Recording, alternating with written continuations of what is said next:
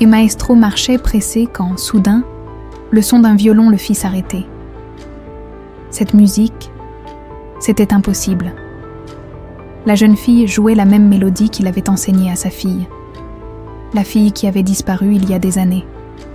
À cet instant, tout autour de lui disparut. Et ce qui se passa ensuite va te faire pleurer. Le jour n'était pas encore levé quand Alexandre Morel ouvrit les yeux. Comme chaque matin depuis 23 ans, il s'éveillait avec cette même sensation de vide, un réveil sans alarme, orchestré par l'horloge implacable de sa douleur. Il resta quelques instants immobile, fixant le plafond de sa chambre spacieuse. Dans cet appartement parisien bien trop grand pour un homme seul. « Bonjour, Sophie », murmura-t-il dans le silence, comme il le faisait chaque matin. Alexandre se leva et s'approcha de la fenêtre. Paris s'éveillait sous un ciel gris de novembre. À 57 ans, il était au sommet de sa carrière. Directeur respecté de l'Orchestre symphonique national, une légende vivante de la musique classique française, sur sa table de nuit, la photo d'une petite fille aux boucles brunes et au sourire espiègle semblait le suivre du regard. Il passa devant le piano à queue qui occupait une place centrale dans son salon. Ses doigts effleurèrent les touches sans les enfoncer, comme une caresse à un vieil ami. Ce matin, il n'avait pas le temps de jouer, il devait se préparer pour la répétition générale du concert de ce week-end à la Philharmonie. « Encore un concert où tu ne seras pas », soupira-t-il en direction de la photo qu'il avait transportée avec lui jusqu'au salon. La routine matinale d'Alexandre était réglée comme une partition bien orchestrée. Café noir, douche rapide, costume impeccable. À 7h30, son chauffeur l'attendait en bas de l'immeuble. À 8h, il franchissait les portes de la salle de répétition, saluant d'un signe de tête les musiciens qui s'installaient déjà. « Maestro !» le salua le premier violon avec déférence. Alexandre hocha la tête et prit place sur l'estrade pendant les 3 heures qui suivirent. Il fut entièrement absorbé par la musique, dirigeant avec cette précision et cette passion qui avait fait sa renommée, Tchaïkovski aujourd'hui, la symphonie pathétique. Une pièce chargée d'émotions qui correspondait étrangement bien à son état d'esprit. Plus de mélancolie dans les cordes, s'écria-t-il, frappant sa baguette contre le pupitre. Ce n'est pas une simple tristesse, c'est un déchirement de l'âme. Les musiciens échangèrent des regards. Le maestro était particulièrement intense aujourd'hui. Certains des plus anciens savaient pourquoi. On approchait de la date anniversaire. À midi, la répétition s'acheva. Alexandre s'isola dans son bureau, refusant poliment l'invitation à déjeuner de son assistante. Il sortit de sa serviette un épais dossier qu'il avait déjà parcouru des centaines de fois.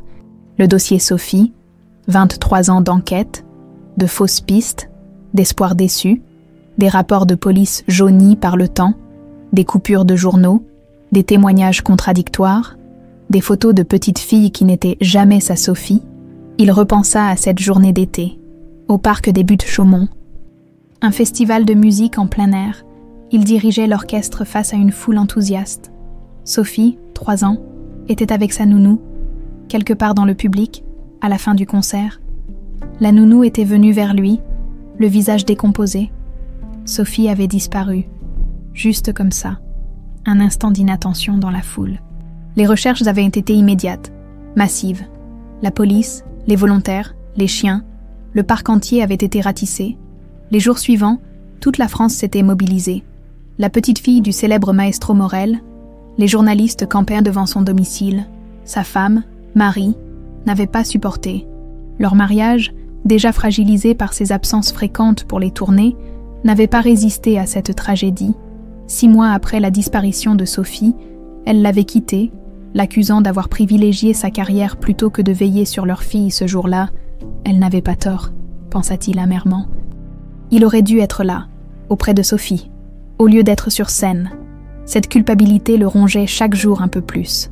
Son téléphone vibra, le ramenant au présent. « Oui, Pascal », répondit-il, reconnaissant le numéro de l'inspecteur Renaud, désormais à la retraite, mais qui n'avait jamais abandonné l'affaire. « Alexandre, je sais que c'est bientôt l'anniversaire. Je me demandais comment vous teniez le coup. Comme d'habitude, Pascal, je survis. L'émission de radio est toujours prévue jeudi prochain. Bien sûr, comme chaque année, depuis 20 ans, Alexandre animait une émission de radio hebdomadaire. 1 heure, chaque jeudi soir, où il partageait sa passion pour la musique classique avec les auditeurs, mais le véritable objectif de cette émission était ailleurs. À la fin de chaque programme, il jouait « Chanson pour mon étoile ». Cette mélodie qu'il avait composée pour Sophie quand elle était encore dans le ventre de sa mère, et que personne d'autre ne connaissait, une bouteille à la mer. L'espoir fou que quelque part, sa fille entendrait cette mélodie et se souviendrait, au fil des années, la fortune personnelle d'Alexandre s'était considérablement amenuisée, des sommes colossales dépensées en détectives privés, en recherche, en récompense promise à quiconque fournirait une information valable. Il avait parcouru la France entière, puis l'Europe, suivant la moindre piste, le moindre espoir. « Alexandre », reprit Pascal avec douceur, « cela fait 23 ans, peut-être serait-il temps de… » N'achevez pas cette phrase. « Pascal », coupa Alexandre d'un ton sec, « je n'abandonnerai jamais, pas tant que je respire. » Un silence s'installa, lourd de non-dits. « Je comprends », soupira finalement Pascal. « Je passerai vous voir après l'émission jeudi. » Alexandre raccrocha et ferma les yeux. La fatigue le submergeait soudain. Pas la fatigue physique, mais cette lassitude profonde de l'âme qui vous vide de l'intérieur. Ce soir-là, après une journée interminable de répétitions et de réunions administratives, Alexandre rentra chez lui, il s'installa à son piano et laissa ses doigts courir sur les touches, sans réfléchir. Ils trouvèrent naturellement le chemin de « Chanson pour mon étoile ». C'était une mélodie simple mais profondément émouvante. Une berceuse qui commençait doucement, presque timidement, puis s'élevait progressivement comme une prière, avant de retomber dans une cadence apaisante, telle une promesse murmurée. Il n'existait aucun enregistrement officiel de cette mélodie, juste les quelques cassettes qu'il avait enregistrées pour Sophie quand elle était bébé. Il avait toujours refusé de la publier ou de l'inclure dans ses concerts. C'était leur mélodie à eux, leur lien secret. Et maintenant, c'était peut-être le seul fil ténu qui pouvait encore les relier à travers le temps et la distance. Demain, il devait se rendre à Lyon pour une série de masterclass au Conservatoire national. Il n'aimait pas quitter Paris, s'éloigner du dernier endroit où il avait vu Sophie, mais la vie continuait son cours implacable, et ses obligations professionnelles avec elle. Il jeta un dernier regard à la photo de sa fille avant de se coucher. « Où que tu sois, mon étoile, j'espère que tu entends ma mélodie, » murmura-t-il. « J'espère qu'elle te rappelle que ton père te cherche toujours. » Dans le silence de la nuit parisienne, les notes de « Chanson pour mon étoile » semblaient encore flotter dans l'air, comme des fantômes mélodiques refusant de disparaître. Tout comme l'espoir d'Alexandre Morel, fragile mais indestructible, la pluie tombait en fin rideau sur les pavés de Lyon. Malgré l'averse, une petite foule s'était formée près de la place des terreaux, attirée par une mélodie qui semblait défier la grisaille ambiante. Au centre de ce cercle improvisé, une jeune femme jouait du violon avec une intensité qui contrastait avec la fragilité de sa silhouette. Manon Dubois avait cette présence qui forçait l'attention. Ses longs doigts dansaient sur les cordes de son violon usé, mais parfaitement accordé, tandis que ses yeux restaient fermés, comme si elle puisait sa musique quelque part au-delà du monde visible. L'étui de son instrument, ouvert à ses pieds, se remplissait lentement de pièces et de quelques billets. « Bravo, Manon !» lança un vieil homme en déposant une pièce. « Tu nous réchauffes le cœur même sous cette fichue pluie. » La jeune femme lui répondit d'un sourire sans interrompre son morceau, une improvisation qui semblait osciller entre classique et folklore, avec cette mélancolie particulière qui était devenue sa signature. À 26 ans, Manon était déjà une figure connue dans les rues de Lyon. La fée du violon, l'appelaient certains habitués. Quand la dernière note s'évanouit dans l'air humide, les applaudissements crépitèrent. Manon salua simplement, ramassa les quelques billets et pièces, puis rangea soigneusement son violon dans son étui. La journée avait été bonne, de quoi aider à payer le loyer du petit appartement qu'elle partageait avec Brigitte. « Tu devrais rentrer maintenant, tu es trempée », fit une voix familière derrière elle. Brigitte Maréchal se tenait là, un parapluie à la main, son regard inquiet parcourant Manon de la tête aux pieds. À 68 ans, Brigitte conservait cette allure soignée et cette posture droite qui rappelait de ses années d'infirmière. Ses cheveux gris étaient coupés courts, pratiques, et ses yeux bleus délavés scrutaient le monde avec une attention presque clinique. « Maman, qu'est-ce que tu fais là ?» s'étonna Manon en glissant l'étui du violon sur son épaule. « Je croyais que tu avais ton cours de peinture aujourd'hui. Annulé. » répondit Brigitte en partageant son parapluie avec sa fille. Et heureusement, regarde-toi, tu vas attraper la mort. Combien de fois t'ai-je dit de ne pas jouer sous la pluie ? Manon sourit avec une tendresse teintée d'exaspération. Brigitte avait toujours été surprotectrice, traitant sa fille de 26 ans comme si elle en avait toujours 5, mais c'était sa façon d'aimer. Intense, vigilante, parfois étouffante. Je ne pouvais pas m'arrêter, expliqua Manon alors qu'elle traversèrent la place. J'avais cette mélodie dans la tête depuis mon réveil. Il fallait qu'elle sorte. Toujours la même, demanda Brigitte, une ombre traversant son regard. Manon hocha la tête. Cette mélodie l'habitait depuis aussi longtemps qu'elle s'en souvenait. Une berceuse sans parole qui revenait la hanter régulièrement, comme un écho lointain d'une époque oubliée. Brigitte lui avait toujours dit que c'était une chanson que sa mère biologique fredonnait quand elle était enceinte d'elle. « Ta mère te l'a transmise avant même ta naissance », répétait souvent Brigitte. « La musique est dans ton sang, ma chérie. » Manon n'avait jamais connu sa mère biologique, selon Brigitte. Elle était une musicienne talentueuse qui était morte en couche. Son père, inconnu, Brigitte, alors infirmière, s'était occupé du bébé à l'hôpital et avait fini par l'adopter, incapable de se résoudre à l'abandonner au système. « Tu as gagné combien aujourd'hui ?» demanda Brigitte en tournant dans une rue étroite du Vieux-Lyon. « Assez pour ma part du loyer », répondit Manon. « Et le conservatoire m'a proposé quelques heures de cours supplémentaires la semaine prochaine. » Brigitte hocha la tête avec approbation. Elle avait toujours encouragé le talent musical de Manon, lui offrant son premier violon d'enfant pour ses 7 ans, mais elle avait aussi toujours insisté pour que sa fille garde un pied dans le monde réel. Pas de rêve de gloire ou de carrière internationale. La vie d'artiste est trop précaire, répétait-elle souvent. Il faut rester pragmatique. Leur appartement se trouvait au 3e étage d'un immeuble ancien près de la Croix-Rousse. 2 chambres, une cuisine étroite, un salon modeste, où trônait un vieux piano droit que Brigitte avait acheté d'occasion, quand Manon avait 12 ans. Les murs étaient tapissés de photos de Manon à différents âges.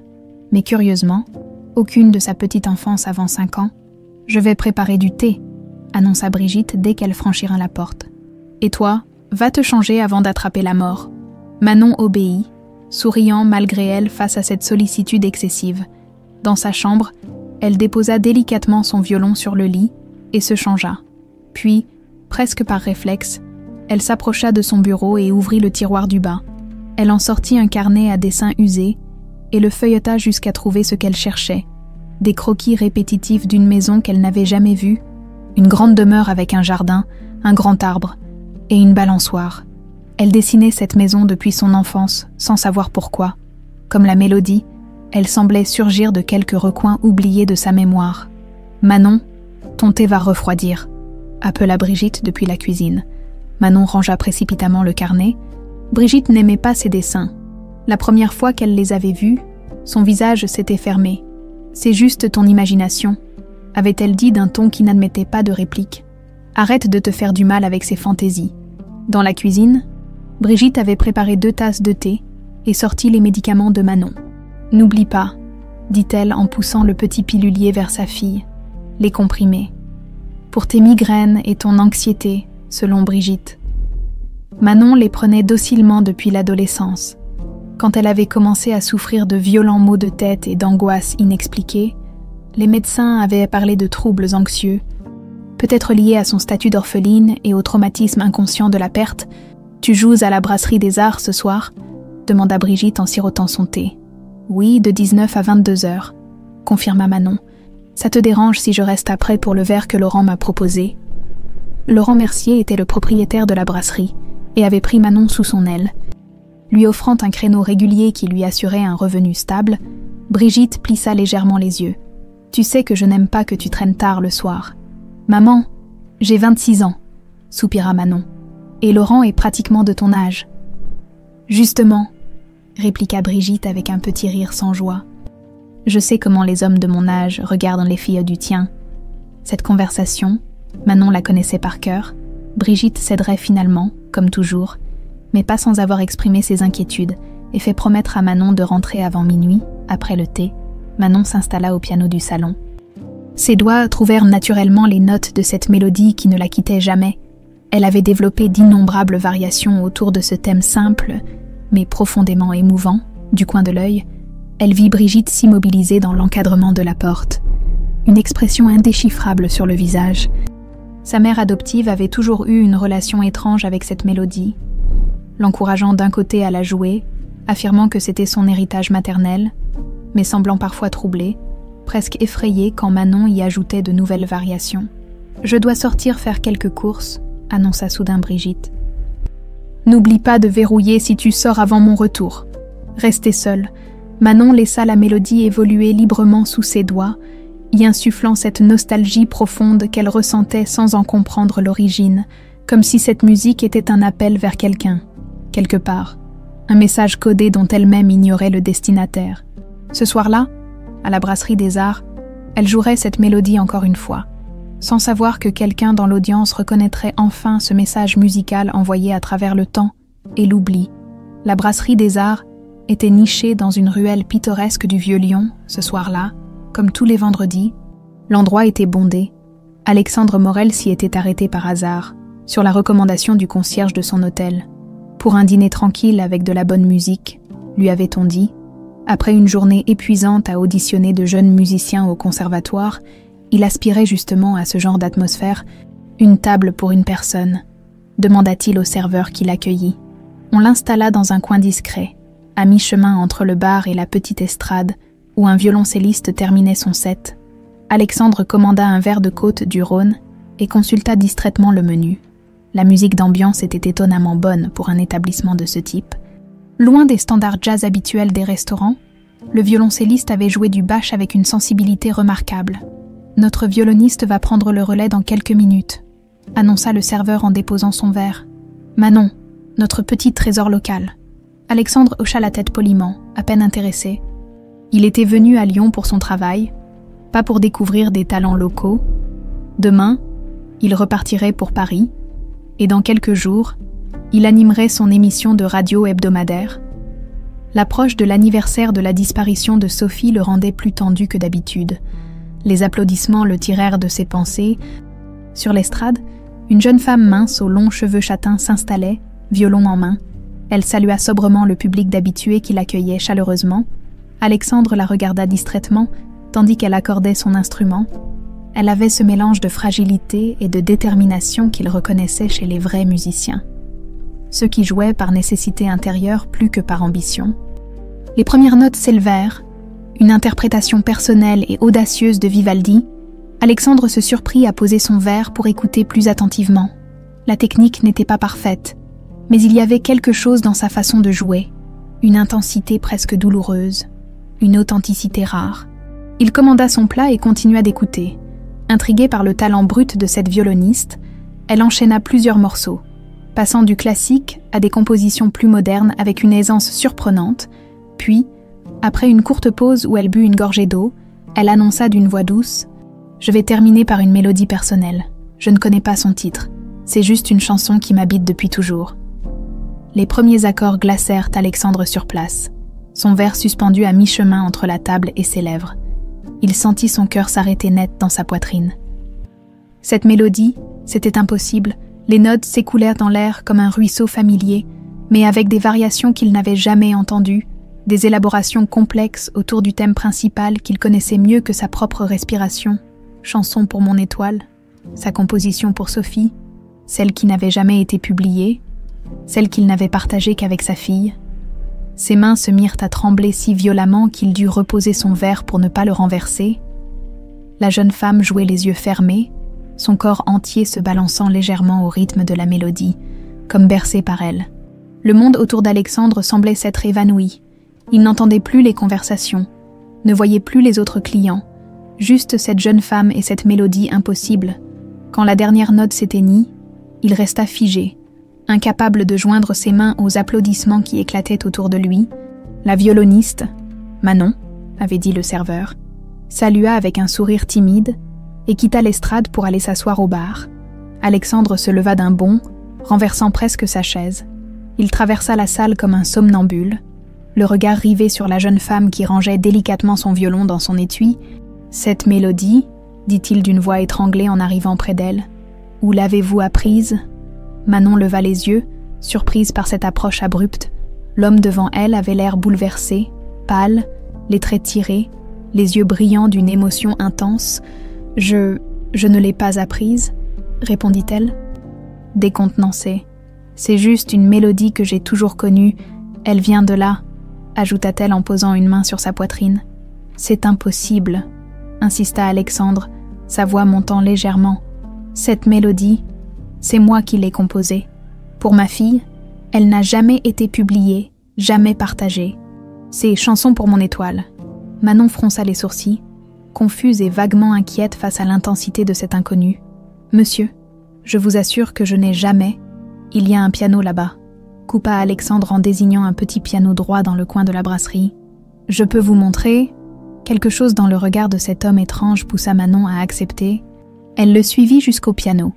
Consciente des regards curieux qui les suivaient, le propriétaire de la brasserie, Laurent, s'approcha discrètement, prêt à intervenir si nécessaire. Alexandre s'assit au piano, ses doigts tremblants survolant les touches, puis il commença à jouer, la version originale de Chanson pour mon étoile, pure, simple, déchirante dans sa sincérité, la mélodie que Manon avait jouée, mais ramenée à son essence première, avec des harmonies et des passages que la jeune femme n'avait jamais intégrés dans sa propre version. Manon sentit un frisson étrange parcourir sa colonne vertébrale. Cette mélodie, c'était la sienne. Et pourtant, cet homme la jouait comme si elle lui appartenait, y apportant des nuances qui réveillaient en elle des échos troublants. Quand Alexandre termina, il leva vers elle un regard rempli d'une émotion indéfinissable. « Comment vous appelez-vous » demanda-t-il doucement. « Manon, Manon Dubois, Manon » répéta-t-il comme s'il testait le son de ce prénom. « Moi, c'est Alexandre Morel. » Elle cligna des yeux, le nom lui semblant vaguement familier. « Le directeur de l'Orchestre symphonique national » demanda-t-elle, incrédule. Il acquiesça, son regard ne quittant pas le sien. « Manon, je dois vous parler. C'est important, cette mélodie. Elle est liée à quelque chose de très personnel pour moi. » Laurent s'approcha, posant une main protectrice sur l'épaule de Manon. « Tout va bien, Manon ?» demanda-t-il avec une méfiance visible envers Alexandre. « Oui, Laurent. Monsieur Morel est... » Elle hésita. « Un musicien que j'admire beaucoup. Nous discutions de technique. » Laurent n'avait pas l'air convaincu, mais s'éloigna légèrement, gardant un œil sur eux. « Comment connaissez-vous cette mélodie ?» insista Alexandre à voix basse. « C'est crucial pour moi. » Manon sentit une migraine familière pointer. Ses maux de tête surgissaient toujours quand elle essayait de se souvenir de certaines choses de son enfance. « Ma mère adoptive dit que c'est une chanson de ma mère biologique, » expliqua-t-elle. « Je l'ai toujours connue. Elle est en moi depuis aussi longtemps que je me souvienne. Votre mère adoptive. » Le visage d'Alexandre s'anima d'une lueur nouvelle. « Qui est-elle ? Comment vous a-t-elle adopté ?» Manon recula légèrement, mal à l'aise face à ces questions pressantes. « Écoutez, je ne vous connais pas. Je ne comprends pas pourquoi cette mélodie vous bouleverse autant, ni pourquoi vous me posez toutes ces questions. » Alexandre ferma brièvement les yeux, conscient qu'il l'effrayait avec son intensité. « Pardonnez-moi, » dit-il en se ressaisissant. « Je suis en ville jusqu'à demain soir. Accepteriez-vous de me rencontrer demain, au grand café de la place Bellecour, en public? Je vous expliquerai tout, je vous le promets. » Manon hésita. Cet homme l'intriguait autant qu'il l'inquiétait, et cette façon dont il avait joué sa mélodie, avait réveillé quelque chose en elle. Une sensation étrange de déjà-vu, presque de vertige. « D'accord, » accepta-t-elle finalement. Demain, midi, Alexandre hocha la tête, soulagé. Il sortit une carte de visite et la lui tendit. « Merci Manon.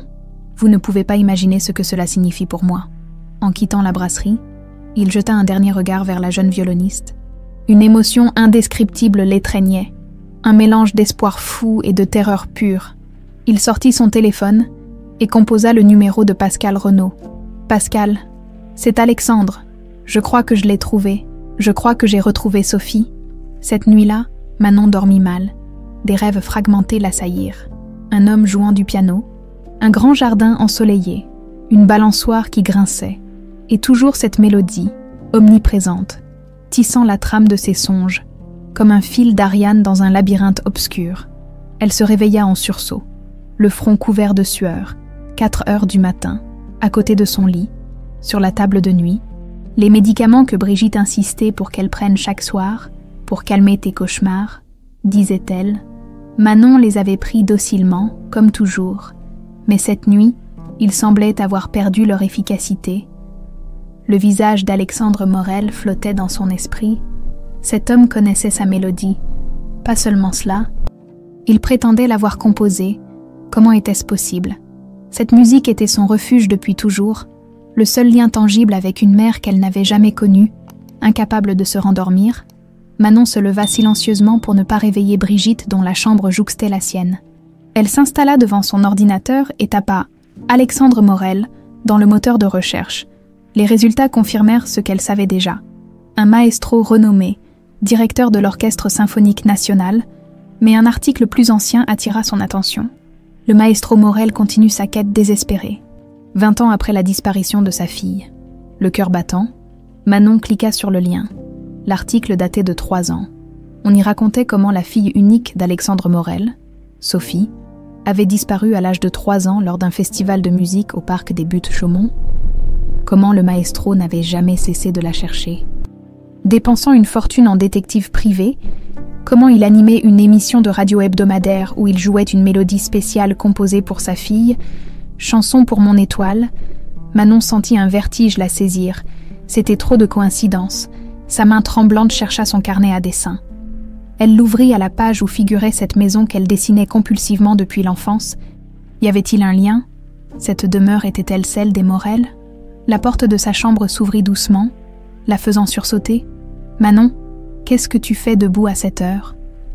Brigitte se tenait dans l'embrasure, vêtue de sa robe de chambre grise, les cheveux ébouriffés par le sommeil. « Je n'arrivais pas à dormir », répondit Manon en refermant précipitamment son carnet. « Des cauchemars ?» Brigitte fronça les sourcils et s'approcha. « Tu as pris tes médicaments ?»« Oui, mais ils n'ont pas fait effet. » Le regard de Brigitte tomba sur l'écran de l'ordinateur, encore ouvert sur l'article concernant Alexandre Morel. Son visage se figea en un masque indéchiffrable. « Pourquoi recherches-tu cet homme ?» demanda-t-elle d'une voix étrangement calme. « Je l'ai rencontré ce soir à la brasserie, » répondit Manon, surprise par l'intensité du regard de sa mère adoptive. « Il dit qu'il connaît ma mélodie, ta mélodie. » Brigitte s'assit lentement sur le bord du lit. Comment pourrait-il la connaître? Il dit qu'il l'a composée pour sa fille, une fille qui a disparu il y a plus de 20 ans. Un silence pesant s'installa. Brigitte semblait lutter intérieurement, ses mains tripotant nerveusement le cordon de sa robe de chambre. « C'est ridicule, » dit-elle finalement. « Une coïncidence, rien de plus. Il doit y avoir des milliers de berceuses qui se ressemblent. Je l'ai entendue la jouer, maman. C'était exactement ma mélodie. Pas une mélodie similaire. La mienne. Et alors quoi ?» La voix de Brigitte se fit plus dure. « Tu crois que tu es cette fille disparue. C'est absurde, Manon. Je t'ai adoptée légalement. J'ai tous les papiers qui le prouvent. » « Je n'ai pas dit ça, » protesta Manon, surprise par la véhémence de Brigitte. « Je veux juste comprendre d'où vient cette mélodie. » Brigitte se leva brusquement. « Ta mère biologique te la chantait. Je te l'ai déjà dit 100 fois. Maintenant, il est tard. Éteins cet ordinateur et essaie de dormir. » Elle quitta la chambre d'un pas raide, fermant la porte un peu plus fort que nécessaire. Manon resta immobile, troublée par la réaction excessive de sa mère adoptive. Brigitte, d'ordinaire si calme et mesurée, avait semblé effrayée. De son côté, Alexandre n'avait pas fermé l'œil. Dans sa chambre d'hôtel, il arpentait l'espace comme un lion en cage, attendant avec impatience l'appel de Pascal Renaud. Vers 6 heures du matin, son téléphone vibra enfin. « Je prends le premier TGV », annonça Pascal sans préambule. « J'arrive à Lyon à 9h20. Mais Alexandre, je t'en prie, ne te précipite pas. On a déjà eu trop de faux espoirs. Cette fois, c'est différent, Pascal. Elle jouait « Chanson pour mon étoile ». Pas une version approximative, la mélodie exacte, avec des variations que seule Sophie pourrait créer. Comment s'appelle-t-elle? Manon Dubois. J'ai rendez-vous avec elle à midi. J'ai lancé une recherche préliminaire sur ce nom, dit Pascal. Je t'en dirai plus à mon arrivée. En attendant, ne fais rien d'impulsif. Si c'est vraiment Sophie, on ne doit pas l'effrayer. Alexandre raccrocha, torturé par l'attente. Il sortit de sa valise un petit album photo qu'il emportait partout. Les seules images qui lui restaient de Sophie. Une petite fille aux boucles brunes et au sourire espiègle, il scruta les traits enfantins, essayant d'y projeter 23 années de croissance. Pouvait-elle ressembler à cette jeune violoniste au regard mélancolique? Le matin venu, Manon se prépara pour son rendez-vous avec une nervosité inhabituelle.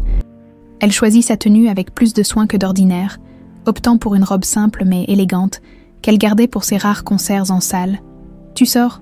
demanda Brigitte en la voyant entrer dans la cuisine, habillée et maquillée. « J'ai un rendez-vous pour déjeuner », répondit Manon, délibérément vague. « Avec qui ?» Le ton de Brigitte était trop désinvolte pour être naturel. Une connaissance du conservatoire. Le mensonge était sorti tout seul, surprenant Manon elle-même. Elle n'avait jamais menti à Brigitte auparavant. Un silence tendu s'installa pendant que Manon buvait son café. Brigitte l'observait avec une intensité inhabituelle. « Tu sembles différente ce matin ?» remarqua-t-elle finalement. « Juste fatiguée », répondit Manon en évitant son regard. « Ces cauchemars, de quoi rêvais-tu exactement ?» Manon hésita. D'un homme jouant du piano, d'un jardin avec une balançoire. Brigitte pâlit visiblement. « Ce ne sont que des rêves, Manon. Ne te laisse pas perturber par des fantasmes. » Des fantasmes. Manon fronça les sourcils. « C'est une façon étrange de décrire des rêves, maman. Tu sais ce que je veux dire. » Brigitte se leva pour débarrasser la table avec des gestes brusques. « J'ai rendez-vous chez le médecin ce matin. Je rentrerai tard. » Manon quitta l'appartement avec un sentiment de malaise. Jamais elle n'avait ressenti une telle tension avec Brigitte. C'était comme si la simple mention d'Alexandre Morel avait déstabilisé leur relation. À midi précis, Manon arriva au café de la place Bellecour. Alexandre l'attendait déjà. Assis à une table en terrasse, il n'était pas seul. Un homme plus âgé, au visage buriné et au regard vif, l'accompagnait. Manon l'accueillit Alexandre en se levant. « Merci d'être venu. Voici Pascal Renaud, un ami très proche et ancien inspecteur de police. » Pascal lui serra la main, l'étudiant avec une attention qui la mit mal à l'aise. « Asseyez-vous, je vous en prie, » dit-il avec gentillesse. « Nous avons beaucoup à discuter. »« De quoi exactement ?» demanda Manon, soudain sur la défensive.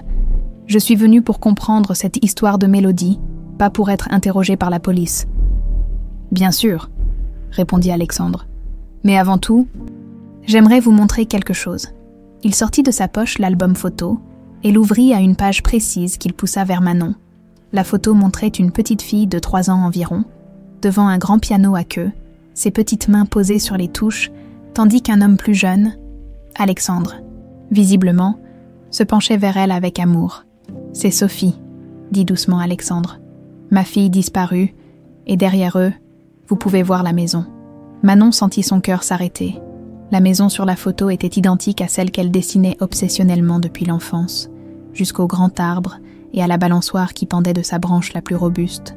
La migraine la frappa comme un coup de marteau. Des images floues tourbillonnèrent dans son esprit. Des fragments de souvenirs, peut-être, ou de simples fantasmes comme le disait Brigitte, le visage bienveillant d'un homme aux tempes grisonnantes, le parfum d'une eau de Cologne boisée, la sensation de grandes mains guidant les siennes sur des touches d'ivoire. « Manon !» La voix inquiète d'Alexandre lui parvint comme à travers un brouillard. « Vous allez bien ? Je ne sais pas, » murmura-t-elle, la tête entre les mains. « Ces images, cette maison, je la dessine depuis que je suis enfant sans savoir pourquoi. » Alexandre et Pascal échangèrent un regard lourd de sens. « Manon !» reprit doucement Pascal. « Pouvez-vous nous parler de votre mère adoptive ? Comment s'appelle-t-elle ? Depuis quand vivez-vous avec elle ? » « Brigitte Maréchal, » répondit Manon, luttant contre la douleur qui lui vrillait les tempes. « Elle m'a adoptée à ma naissance. Ma mère biologique est morte en couche. C'est tout ce que je sais. Avez-vous déjà vu vos papiers d'adoption ?» demanda Pascal. « Non, Brigitte les garde, quelque part. » La douleur s'intensifiait, accompagnée maintenant de nausées. Des points noirs dansaient devant ses yeux. « Je crois que je dois rentrer, » murmura-t-elle en se levant précipitamment. « Manon, attendez !» Alexandre se leva à son tour. « S'il vous plaît, laissez-nous vous aider, je crois. Je crois que vous êtes peut-être ma fille. » Ces mots résonnèrent en elle comme un coup de tonnerre, déclenchant une douleur si vive qu'elle chancela. Alexandre la rattrapa de justesse. « Je vous ramène, » dit-il fermement. « Vous n'êtes pas en état de rentrer seule. » Trop affaiblie pour protester, Manon se laissa guider jusqu'à un taxi, inconsciente du regard perçant qui les observait depuis l'autre côté de la place, celui de Brigitte Maréchal, figée dans une expression d'horreur et de colère. Vous allez mieux ?» Alexandre tendit à Manon un verre d'eau. Son regard inquiet ne quittant pas le visage pâle de la jeune femme, il se trouvait dans le hall de l'hôtel d'Alexandre. Après sa crise sur la place Bellecour, il avait insisté pour l'emmener dans un endroit calme où elle pourrait récupérer. Pascal Renaud s'était éclipsé discrètement, prétextant quelques vérifications à faire.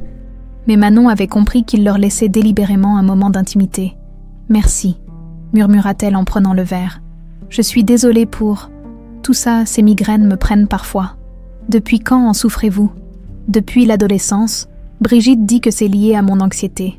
Alexandre s'assit face à elle, ses mains croisées trahissant sa nervosité. « Manon, je sais que tout ceci doit vous paraître fou. Un inconnu qui prétend connaître votre mélodie, qui vous montre la maison que vous dessinez depuis toujours, qui suggère que vous pourriez être... » Il s'interrompit, conscient de l'énormité de ce qu'il allait dire. « Votre fille disparue, » acheva Manon, sa voix à peine audible. « C'est impossible, n'est-ce pas ? J'ai grandi avec Brigitte, j'ai des souvenirs d'enfance avec elle. Quels sont vos premiers souvenirs ? » demanda doucement Alexandre. Manon ferma les yeux, fouillant sa mémoire. « Je me souviens d'un Noël. J'avais peut-être 5 ans.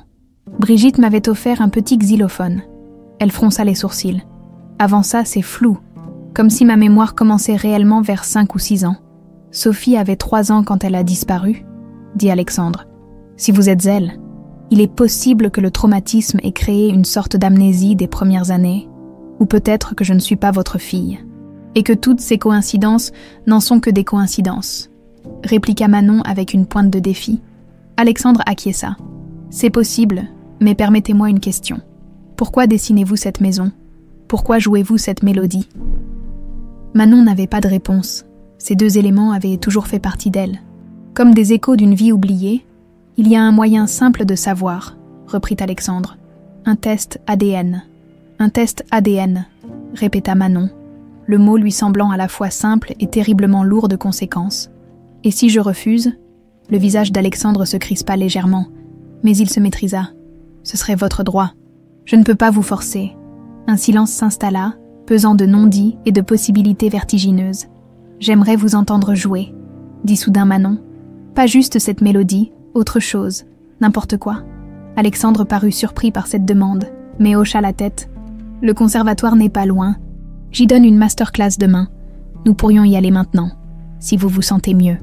Le Conservatoire national de musique de Lyon était un bâtiment imposant au cœur de la ville. À 7 heures de l'après-midi, les couloirs étaient animés d'étudiants portant leurs instruments, de professeurs affairés, de notes de musique s'échappant des salles de pratique. Alexandre était visiblement connu ici. Plusieurs personnes le saluèrent avec déférence, tandis qu'il guidait Manon vers une salle inoccupée où trônait un magnifique piano à queue. « Vous venez souvent ici ?» demanda Manon, impressionnée par l'accueil. « 2 fois par an pour des masterclass. J'y ai étudié aussi, il y a bien longtemps. » Alexandre s'installa au piano, ses doigts flottant au-dessus des touches, comme s'il hésitait sur le morceau à choisir. « Une préférence ?» demanda-t-il. « Jouez ce qui vous vient, ce qui vous ressemble. » Il commença alors à jouer, pas du Chopin ou du Beethoven, mais une composition personnelle que Manon n'avait jamais entendue. Une pièce à la fois mélancolique et lumineuse, où la technique impeccable servait une émotion brute, sans artifice. Manon observait ses mains, la façon dont ses doigts attaquaient certaines notes avec force, puis caressèrent d'autres, avec une douceur infinie. Quelque chose dans cette façon de jouer lui était étrangement familier, pas la musique elle-même, mais ce style, cette approche du piano, comme si son propre jeu au violon en était un écho lointain. Quand la dernière note s'évanouit, Alexandre se tourna vers elle, une question muette dans le regard. Sans un mot, Manon sortit son violon de son étui et se plaça près du piano. « Connaissez-vous Méditation de Thaïs ?» demanda-t-elle. Alexandre sourit et posa ses doigts sur les touches. Les premières notes du piano s'élevèrent, et le violon de Manon leur répondit. Ils n'avaient jamais joué ensemble, oui. Et pourtant, leur synchronisation était parfaite, presque surnaturelle. La mélodie de Massenet prenait vie entre eux. Dans un dialogue musical d'une intensité rare, des étudiants s'arrêtèrent dans le couloir, attirés par cette interprétation exceptionnelle. Quelques professeurs se joignirent à eux, écoutant avec une admiration non dissimulée. Quand ils terminèrent, Des applaudissements éclatèrent depuis la porte entr'ouverte. Manon rougit, mais Alexandre semblait transporté. C'était, commença-t-il, cherchant ses mots. « Je sais », murmura Manon. « Je l'ai senti aussi. » Cette connexion musicale transcendait les mots. Ils venèrent de vivre quelque chose de rare, comme si leurs âmes s'étaient reconnues à travers la musique, par-delà le temps et l'oubli. Maestro Morel, un homme d'une 50aine d'années, le directeur du conservatoire, entra dans la salle. « Quelle interprétation extraordinaire, et vous êtes… » « Manon Dubois », répondit la jeune femme en serrant la main tendue. « Une violoniste remarquable », commenta le directeur. « Avez-vous étudié ici ? » ?»« Non, je suis autodidacte. Enfin, j'ai pris quelques cours, mais… » »« Autodidacte », le directeur semblait incrédule. « Avec un tel niveau, c'est exceptionnel. »« Monsieur le roi ?» intervint Alexandre. « Serait-il possible que mademoiselle Dubois se joigne à nous pour le concert de demain soir, une démonstration pour les étudiants ?» Manon le regarda, surprise. « Un concert, mais je n'ai pas le niveau pour… »« Vous venez de prouver le contraire, » répliqua Alexandre. « Ce serait une opportunité pour vous. Et un privilège pour le conservatoire. » Le directeur hocha vigoureusement la tête. « Absolument. Nous serions honorés. La pièce que vous venez de jouer serait parfaite. » Manon hésita. Jouer dans un cadre aussi prestigieux était intimidant, mais la perspective de partager à nouveau cette connexion musicale avec Alexandre était irrésistible. « D'accord, » accepta-t-elle finalement. « Je viendrai. » À quelques rues de là, Brigitte Maréchal arpentait son appartement comme une lionne en cage. Elle avait vu Manon partir avec Alexandre et Pascal Renaud. Elle les avait suivis jusqu'à l'hôtel, puis avait perdu leurs traces. Maintenant, elle était revenue chez elle. En proie à une panique qu'elle tentait désespérément de contrôler, ses mains tremblaient, tandis qu'elle ouvrait un petit coffre dissimulé sous une lame de parquet. Dans sa chambre, à l'intérieur se trouvaient des papiers jaunis, certificats de naissance falsifiés, documents d'adoption factices et une vieille cassette audio étiquetée « Sophie, 3 ans ». Brigitte s'assit sur son lit, la cassette serrée contre sa poitrine. Après toutes ces années, son passé la rattrapait. Elle avait toujours su que ce jour viendrait, mais elle l'avait repoussé dans un coin de son esprit, se persuadant qu'elle avait suffisamment bien couvert ses traces. Son téléphone sonna. La faisant sursauter, c'était Manon. « Allô ?» répondit-elle, s'efforçant de paraître normale. « Maman, je ne rentrerai pas dîner ce soir », annonça Manon. « J'ai une opportunité incroyable. Je vais jouer au conservatoire demain soir. Un concert avec l'Orchestre Symphonique National. » « Avec qui ?» La voix de Brigitte trahissait son anxiété. « Le maestro Morel. Il m'a invité après m'avoir entendu jouer. C'est une chance extraordinaire, maman. » Brigitte ferma les yeux, luttant contre la nausée qui montait en elle. « Manon, écoute-moi, cet homme. Il n'est pas ce qu'il prétend être. C'est un manipulateur dangereux. » Un silence étonné accueillit ces paroles. « De quoi parles-tu » demanda finalement Manon. « Je le connais, » mentit Brigitte. « Il y a des années, il a eu des problèmes graves, des accusations de comportements inappropriés avec de jeunes musiciennes. L'affaire a été étouffée à cause de sa renommée. C'est ridicule, » protesta Manon. « C'est un musicien respecté mondialement. Les apparences sont trompeuses, ma chérie. S'il te plaît, reviens à la maison. On en discutera calmement. Je suis désolée, maman, mais c'est important pour moi. Je passerai prendre quelques affaires plus tard. » Brigitte raccrocha, le cœur battant à tout rompre. Elle devait agir. Et vite, si Manon jouait au conservatoire, d'autres musiciens pourraient reconnaître son style. Si semblable à celui d'Alexandre, des questions seraient posées, des recherches seraient faites. Elle glissa la cassette dans le lecteur portable qu'elle gardait depuis toutes ces années. La voix d'Alexandre Morel s'éleva, douce et aimante, parlant à sa petite fille, tandis qu'il lui apprenait « Chanson pour mon étoile ». Puis la voix claire d'une enfant de 3 ans qui répétait maladroitement les notes « Sophie, sa Sophie », celle qu'elle avait arrachée à une vie privilégiée pour lui offrir une existence simple mais aimante, celle qu'elle avait rebaptisée Manon, qu'elle avait élevée comme sa propre fille. 23 ans de mensonges, de manipulations, de faux papiers, de médicaments pour étouffer les souvenirs. 23 ans d'amour sincère aussi, car elle aimait vraiment Manon.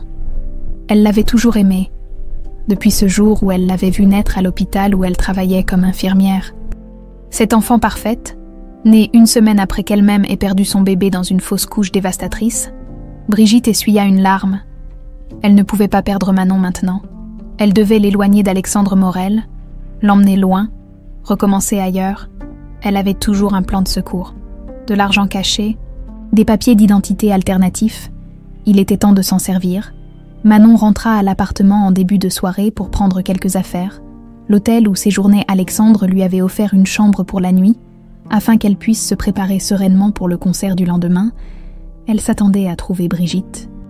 Prête à poursuivre leur discussion houleuse, mais l'appartement était vide. Sur la table de la cuisine, un mot griffonné à la hâte. Urgence à l'hôpital, rentrerai tard. Ne m'attends pas, maman. C'était inhabituel. Brigitte était retraitée depuis 3 ans et ne faisait que du bénévolat occasionnel. Quelle urgence pouvait bien la concerner? Manon haussa les épaules. Cette absence inopinée lui donnait au moins l'occasion de rassembler ses affaires sans confrontation. Elle se dirigea vers sa chambre, sortit un petit sac de voyage et commença à y mettre quelques vêtements, son violon, bien sûr, et les partitions qu'elle utiliserait demain, alors qu'elle fouillait dans son placard à la recherche d'une tenue appropriée pour le concert. Son regard tomba sur la trappe du grenier. Presque invisible dans le plafond de sa chambre, ce petit espace sous les combles servait principalement à entreposer des cartons de vieillerie. Du moins, c'est ce que Brigitte lui avait toujours dit. Manon n'y était pas montée depuis des années. Une impulsion soudaine la poussa à tirer la chaise de son bureau pour atteindre la trappe. Pourquoi maintenant? Elle n'aurait su le dire. Une curiosité inexplicable, comme si les événements récents avaient réveillé un besoin impérieux de fouiller dans le passé. La trappe s'ouvrit avec un grincement, libérant l'échelle intégrée. Manon grimpa dans la pénombre du grenier et tâtonna pour trouver l'interrupteur. Une ampoule nue éclaira faiblement l'espace étroit, révélant effectivement plusieurs cartons poussiéreux. La plupart contenaient ce à quoi elle s'attendait. De vieux vêtements, des livres usés, quelques bibelots sans valeur. Mais au fond, partiellement dissimulé derrière une vieille valise, se trouvait un coffre en bois qu'elle n'avait jamais vu. Un coffre fermé par un cadenas. Manon hésita. Fouiller ainsi dans les affaires de Brigitte lui semblait déloyal. Mais quelque chose dans ce coffre soigneusement caché l'intriguait. Et après les mensonges évidents de Brigitte concernant Alexandre Morel, peut-être devait-elle chercher la vérité par elle-même. Le cadenas était ancien, de type simple. Manon redescendit dans sa chambre, récupéra un kit de petit outillage qu'elle utilisait pour l'entretien de son violon, et remonta, avec une épingle à cheveux tordus et une fine lime à ongles. Elle parvint à forcer le mécanisme après quelques minutes d'efforts maladroits. Le coffre s'ouvrit avec un claquement sec. À l'intérieur, soigneusement rangés, se trouvaient plusieurs dossiers, des cassettes audio, des coupures de journaux jaunis et une petite boîte en métal. Manon sortit d'abord les coupures de presse et les déplia délicatement. Disparition mystérieuse de la fille du maestro Morel, annonçait le premier titre. Au-dessus d'une photo d'Alexandre, plus jeune, l'air dévasté, tenant dans ses mains une photo d'enfant, de Sophie. Les dates correspondaient exactement, 23 ans plus tôt. Le souffle court, Manon continua sa découverte macabre. D'autres articles suivirent l'affaire au fil des mois, puis des années, des avis de recherche, des appels à témoins, des théories sur l'enlèvement, et au milieu de tout cela, des photos de Sophie à différents âges, de bébé jusqu'à 3 ans, l'âge de sa disparition. Manon sentit son cœur s'accélérer. La ressemblance était frappante. Cette petite fille aux boucles brunes et aux yeux vifs aurait pu être elle à cet âge. Elle ouvrit ensuite un dossier marqué « Hôpital Saint-Vincent, service maternité ». À l'intérieur, des documents d'apparence officielle. Mais en y regardant de plus près, Manon détecta des incohérences, des signatures maladroitement imitées, un certificat de naissance au nom de Manon Dubois, prétendument née de Catherine Dubois, décédée en couche, mais les tampons semblaient flous, comme photocopiés, les mains tremblantes. Elle saisit une des cassettes audio et lut l'étiquette manuscrite. Sophie, leçon de piano, Noël 2000. Le magnétophone à cassette de Brigitte était encore dans le salon. Manon descendit précipitamment et inséra la cassette. D'abord des grésillements, puis une voix masculine, celle d'Alexandre, indéniablement. « Allez, ma puce, montre-moi ce que tu as appris. » Puis le son d'un piano, des notes maladroites mais reconnaissables de « Chanson pour mon étoile » et une voix enfantine qui chantonnait en même temps. « C'est la chanson de l'étoile de papa. Manon resta figée, paralysée par cette voix d'enfant qui aurait pu être la sienne. Une voix enfouie sous 23 années de mensonges et de faux souvenirs. Remontant au grenier, elle ouvrit la petite boîte en métal. Elle contenait une identification d'hôpital au nom de Brigitte Maréchal, infirmière-chef à la maternité de l'hôpital Saint-Vincent de Paris, des photos d'une Brigitte plus jeune en uniforme d'infirmière, et au fond, un bracelet d'identification de nouveau-né marqué « Morel, Sophie ». La vérité la frappa comme un coup physique. Brigitte n'avait jamais été une mère adoptive bienveillante. Elle était une kidnappeuse, une voleuse d'enfants. Et Manon était Sophie, la fille disparue d'Alexandre Morel. Un vertige la saisit, accompagné d'une migraine fulgurante. Des images affleuraient maintenant, non plus comme des rêves flous, mais comme des souvenirs qui percèrent la surface de sa conscience. Un parc ensoleillé, une foule, la main de Brigitte, plus jeune mais reconnaissable, l'entraînant loin de la musique. « Viens Sophie, ton papa t'attend là-bas. » Puis une voiture, un long voyage, des pleurs d'enfant, Brigitte répétant.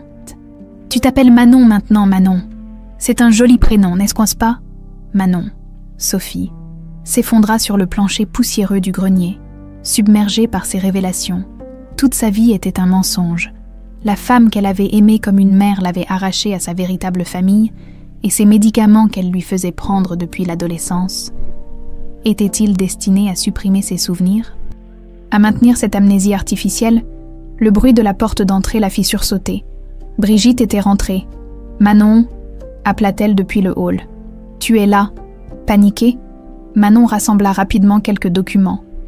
Les coupures de presse les plus significatives, une photo de Sophie, le bracelet d'identification et les fourras dans sa poche. Elle remit le reste en vrac dans le coffre, le referma tant bien que mal et redescendit l'échelle aussi silencieusement que possible, refermant la trappe derrière elle. « Ah, tu es là ?» dit Brigitte en entrant dans la chambre. Son regard s'arrêta sur le sac de voyage à moitié rempli. « Tu fais quoi exactement ?»« Je prends quelques affaires pour demain, » répondit Manon, s'efforçant de maîtriser le tremblement de sa voix. « Le concert, tu te souviens ?» Brigitte l'observa attentivement, ses yeux scrutant le visage de sa fille, comme pour y déceler un changement. « Tu as l'air pâle, ça va ?»« Juste un peu nerveuse pour demain, » mentit Manon. « J'ai réfléchi, » dit Brigitte en s'asseyant sur le lit. « Je m'excuse pour ce que j'ai dit sur Monsieur Morel, c'était excessif. »« Vraiment ?» Manon haussa un sourcil, surprise par ce revirement. « Oui, en fait. » Brigitte hésita, puis sourit doucement. « J'aimerais venir t'écouter demain pour te soutenir. » Un frisson glacé parcourut l'échine de Manon. Ce n'était pas de la bienveillance, c'était de la surveillance. Brigitte voulait garder un œil sur elle, s'assurer qu'elle ne se rapprochait pas trop d'Alexandre. « Bien sûr, » répondit-elle néanmoins. « Ce serait... bien. Tu comptes dormir où ce soir ?» Le ton était désinvolte, mais le regard de Brigitte restait perçant. « Le conservatoire m'a proposé une chambre dans leur résidence pour étudiants, » mentit à nouveau Manon, « pour que je puisse répéter tard et être sur place demain matin. »« Je vois. » Brigitte hocha lentement la tête. « Très bien. Je te verrai demain soir alors. » Manon finit de préparer son sac sous le regard attentif de Brigitte. Chaque geste lui semblait maintenant suspect, chargé d'une signification sinistre. Cette femme qu'elle avait aimée et respectée toute sa vie était une criminelle, une voleuse d'enfants. La réalité était trop monstrueuse pour être pleinement assimilée. « Je t'accompagne jusqu'au conservatoire », proposa Brigitte en se levant. « Non », la réponse avait fusé, trop vive. « Je veux dire, ce n'est pas nécessaire. Laurent m'a proposé de m'y déposer. Il passe me prendre dans quelques minutes. » Nouveau mensonge, mais Manon ne pouvait pas risquer que Brigitte découvre qu'elle allait à l'hôtel où logeait Alexandre. Pas maintenant qu'elle connaissait la vérité. « D'accord », concéda Brigitte, visiblement contrariée. « Appelle-moi quand tu es arrivée, d'accord ?»« Promis. » Brigitte l'étreignit avant son départ, et Manon dut lutter pour ne pas se raidir dans ses bras qui l'avaient autrefois réconfortée et qui maintenant lui semblaient être ceux d'une étrangère, d'une criminelle. Une fois dans la rue, Manon courut presque jusqu'à l'arrêt de bus le plus proche, jetant des regards nerveux par-dessus son épaule. Dans sa poche, les preuves qu'elle avait rassemblées semblaient en brûler contre sa cuisse. Des preuves de son identité volée, de sa vie usurpée. Elle devait retrouver Alexandre, lui montrer ce qu'elle avait découvert, et ensemble, peut-être, reconstruire les fragments de cette famille brisée 23 ans plus tôt, Alexandre faisait les 100 pas dans sa chambre d'hôtel, le téléphone collé à l'oreille. Pascale Renaud venait de lui communiquer les premiers résultats de ses recherches sur Brigitte Maréchal. Elle a travaillé comme infirmière-chef à la maternité de l'hôpital Saint-Vincent à Paris pendant plus de 20 ans, expliquait Pascale. Elle a pris sa retraite il y a 3 ans, mais voici le plus intéressant. Une semaine avant la naissance de Sophie, Brigitte Maréchal a été hospitalisée pour une fausse couche tardive. Elle était enceinte de 8 mois. « Mon Dieu !» murmura Alexandre. « Tu penses qu'elle aurait… » « Je ne fais pas de suppositions, » coupa Pascale. Mais la chronologie est troublante. Elle travaillait à l'hôpital où Sophie est née. Elle venait de perdre son propre enfant. Et 3 ans plus tard, elle quitte Paris précipitamment pour s'installer à Annecy avec une petite fille qu'elle présente comme sa fille adoptive. Annecy. Alexandre fronça les sourcils. Pas Lyon. Non, elles ont vécu à Annecy pendant 10 ans avant de déménager à Lyon. J'ai retrouvé les traces de scolarité de Manon. Elle a fréquenté l'école primaire Sainte-Marie à Annecy, puis le collège Victor Hugo. C'est là qu'elle a commencé le violon, apparemment. Alexandre s'assit lourdement sur le bord du lit. Pourquoi personne n'a fait le rapprochement? Comment a-t-elle pu s'en tirer aussi facilement? Elle a changé le prénom de l'enfant, probablement son apparence aussi au début, et n'oublie pas qu'à l'époque, la reconnaissance faciale n'existait pas comme aujourd'hui. Les avis de recherche circulaient moins vite.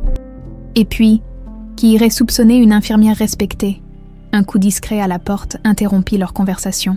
« Je te rappelle », dit Alexandre en raccrochant. Il ouvrit la porte pour découvrir Manon, le visage blême, les yeux rougis comme si elle avait pleuré. Sans un mot, elle lui tendit une poignée de coupures de presse froissées et un petit bracelet d'identification d'hôpital. « J'ai trouvé ça dans un coffre caché au grenier », dit-elle d'une voix tremblante. Elle l'avait gardé toutes ces années. Alexandre prit le bracelet avec des mains tremblantes. Sophie Morel, imprimé sur le plastique jauni, le bracelet que sa fille portait à sa naissance, qu'il avait lui-même vu à son minuscule poignet. « Entre », dit-il doucement en s'écartant. Pascale Renaud, qui était revenue dans la chambre d'Alexandre après un rapide passage dans la sienne, observa Manon avec attention, tandis qu'elle s'asseyait, visiblement ébranlée. « J'ai tout découvert », dit-elle en fixant ses mains jointes. Les articles sur l'enlèvement, les faux documents d'adoption, même des cassettes où on entend Sophie, moi, jouer du piano avec vous, et des souvenirs commencent à revenir, des fragments, des sensations. Elle leva les yeux vers Alexandre, le regard rempli d'une détresse indicible. Toute ma vie est un mensonge. La femme que j'aimais comme une mère m'a volé à ma vraie famille. Comment est-ce possible? Comment a-t-elle pu me faire ça? Alexandre s'approcha d'elle, hésitant, ne sachant pas s'il pouvait se permettre de la toucher, de la réconforter. 23 ans s'étendaient entre eux comme un gouffre. D'après nos recherches, intervint Pascale avec douceur. Brigitte Maréchal venait de perdre son propre enfant peu avant ta naissance. Un traumatisme qui l'a peut-être fait basculer dans une forme de psychose. Elle m'a donné des médicaments pendant des années, dit Manon en fouillant dans son sac pour en sortir un pilulier, soi-disant pour mes migraines et mon anxiété. Mais maintenant, je me demande, et si c'était pour supprimer mes souvenirs, pour m'empêcher de me rappeler qui j'étais vraiment? Pascale prit le pilulier. Je les ferai analyser. Certains psychotropes peuvent effectivement affecter la mémoire à long terme. Un silence pesant s'installa. Alexandre regardait Manon, Sophie, sa fille retrouvée, avec un mélange d'émerveillement et de douleur. Cette jeune femme n'était plus la petite fille qu'il avait perdue, mais une étrangère portant le visage de ce qui aurait pu être. « Que fait-on maintenant ?» demanda finalement Manon. « Je ne peux pas retourner là-bas, pas après ce que j'ai découvert. Nous devons contacter la police, » dit Pascale. « Avec ces preuves, plus un test ADN qui confirmera ton identité, nous pourrons faire arrêter Brigitte Maréchal. » L'arrêter. Manon ferma les yeux. Malgré l'horreur de la découverte, une partie d'elle restait attachée à cette femme qu'il avait élevée, qu'il avait aimée à sa façon tordue. Elle n'a jamais été cruelle avec moi. Elle m'a offert une bonne éducation. Elle a encouragé ma musique. Après t'avoir arraché à ta vraie famille, rappela doucement Alexandre. Ce qu'elle a fait est impardonnable. Quelle que soit la bonté dont elle a pu faire preuve ensuite, Manon hocha lentement la tête. Elle a dit qu'elle viendrait au concert demain soir. Pascale et Alexandre échangèrent un regard. C'est peut-être l'occasion, dit Pascale. Nous pourrions organiser une intervention discrète, après le concert. » « Non, » protesta Manon. « Pas comme ça, pas en public.